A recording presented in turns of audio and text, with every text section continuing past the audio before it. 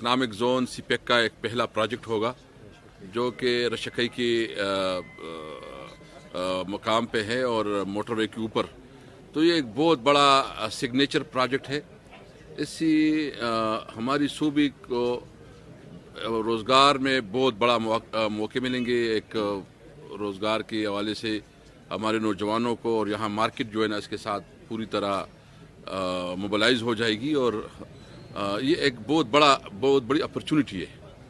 तो मैं इस सिलसिले में तमाम अपने जो पेशावर वैली की और ख़ासकर खैबर पख्तूनख्वा के तमाम आवाम को रिक्वेस्ट करूँगा कि वो इस मौके पे आएँ और ये उनकी इस मौके पे प्राइम मिनिस्टर साहब जो उसका इफ्तिताह करेंगे तो ये एक गेम चेंजर होगा।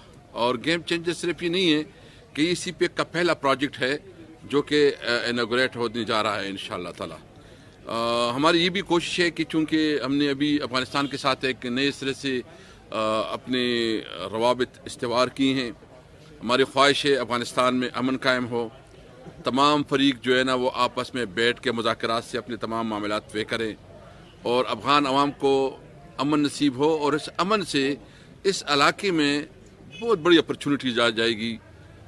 हमें इंटरनेशनल मार्केट तक जो है हमारी एक्सेस हो जाएगी और ख़ासकर जो सेंट्रल एशिया है एक बहुत बड़ी अपॉर्चुनिटी है।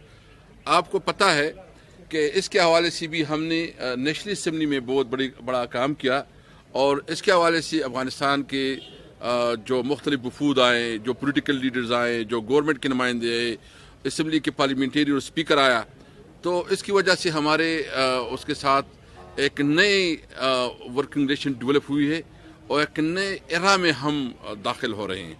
तो एक तो मैं खटक साहब का भी इसमें बहुत बड़ी, चूँकि इनकी ये चीफ मिनिस्टर रहे हैं जब ये सीपेक के प्रोजेक्ट के ऊपर डिस्कशन होती थी, और चूँकि ये रशकई इकनॉमिक जोन उस वक्त हुकूमत की भी एक बहुत बड़ी, खटक साहब की अपनी पर्सनल भी इसमें बड़ी कंट्रीब्यूशन थी और असम्बली में हमने इस बात को टेकअप किया था।